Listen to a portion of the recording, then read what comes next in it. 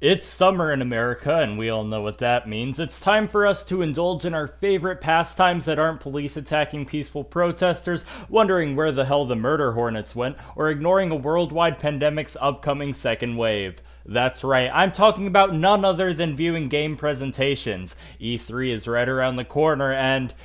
oh, yeah. Never mind. At the very least, Sony decided to host a digital presentation showcasing a ton of upcoming games for their new console, including the long-awaited GTA 5. This presentation kind of acted as an oasis in the current dry spell of news for games. Nintendo is going on a 2.5-month streak without a Nintendo Direct despite a new Smash character coming out this month, and the only available info on it being that they will be from ARMS. Microsoft still hasn't shown any gameplay footage of Halo Infinite, and at this point I'm practically starving for info on the Xbox in general. But seriously, as someone who never really considered himself a major PS fan, there was a lot of hype behind this presentation. And these 5 games are my personal favorites in terms of hype levels. But that's not to undermine any of the other games announced. Just because I'm generally not a Soulstorm fan doesn't mean I'm not excited for the Demon's Souls remake. It's just not on my immediate list to get.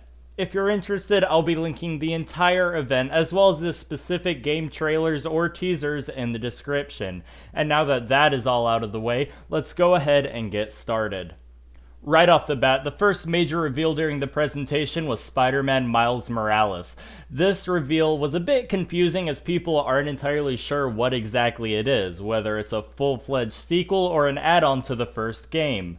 Now, the Insomniac Twitter posted that it is in fact a standalone game, while good old Bloomberg cited a source that basically said it's going to be similar to Uncharted Lost Legacy, in that it'll be smaller than the original game with a likely smaller price point to match.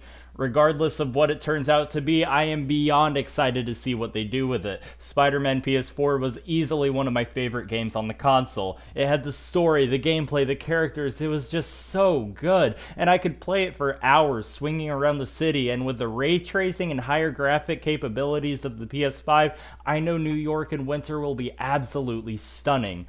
And that's not even bringing up the potential with Miles as the main character. Even as a short game, I'm on the edge of my seat to see what new abilities we'll be able to use, as well as expanding upon his general background. The most exciting aspect for me, however, is who the villain will be. Assuming they don't reuse anyone from the past game and the goblins and symbiote are saved for the full sequel, my personal belief is that it's going to be Prowler. The teaser starts off with a quote from Peter directed at Miles about how heroes don't give up and that it's now his turn to do that. So we can assume this is taking place likely a year after they started training in the DLCs and that Miles is facing his first real challenge. Of course, being that Prowler is Miles' uncle, Aaron Davis, this would definitely be a tough mental as well as physical battle for our main character. And past the simple theorizing, there also appears to be a large amount of neon purple that would match Prowler's traditional color scheme, mixed with the technological aesthetic of the first game throughout the teaser, showing up in backgrounds as well as enemy weapons.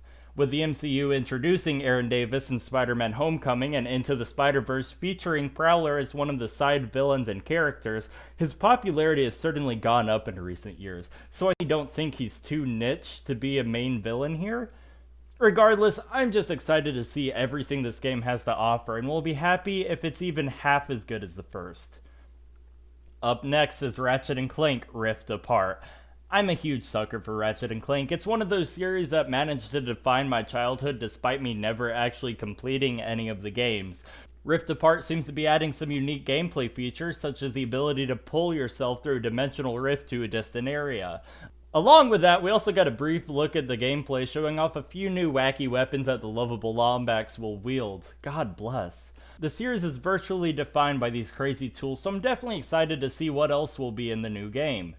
In terms of story, I'll admit I'm not exactly caught up on the lore. However, it seems like we'll be getting some dimension-traveling shenanigans with the femboy Ratchet. After that is Kena, how does he say it? Kena. Okay.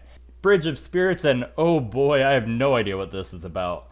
What initially piqued my interest about this game was the stark Pixar aesthetic. It's a mixture of gorgeous yet cute with a dark undertone behind it. It seems to be a beautiful 3D platformer with an emphasis on reclaiming a corrupt land, and from the sparse information I found on it, the game will focus on a spirit guide. Essentially, she'll be exploring this land and collecting companion spirits who will upgrade abilities as you progress. The game will also be coming to PC, however the release date has not yet been announced. Little Devil Inside is set to be available on pretty much everything, but it's definitely something I'm looking forward to, with arguably less info than My best guess is you play as a monster hunter / treasure gatherer that has to deliver to a certain contractor. The art style is what caught my attention though. It's fairly unique and definitely up my alley. Oh. Yikes. Yeah, anyway, I'm looking forward to future info on it just to see what exactly the gameplay loop is, but at the very least I'm excited to see the different enemy designs.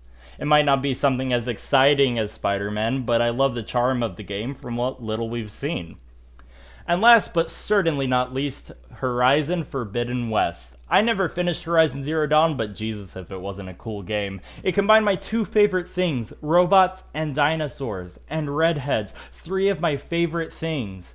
Forbidden West takes our protagonist Aloy to, well, the Forbidden West, and we're already treated with several new enemies and set pieces. There's hints of water exploration and more ruins of ancient civilization, aka modern day. We have new characters and tribes, and I have no idea about any of it because I didn't play the first game, but I'll be damned if I don't play this one.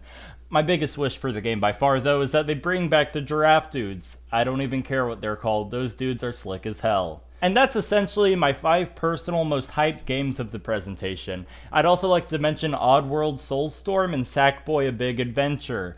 Oddworld isn't exactly my favorite playstyle, but it still seems extremely hyped considering this is the first new game for the series in 15 years. There's been a remake of Stranger's Wrath and a remaster of the original Odyssey, but still. And I just love Little Big Planet and 3D platformers. I just think they're so cute. And with that, I am done. So if I don't see you later, good afternoon, good evening, and good night. Do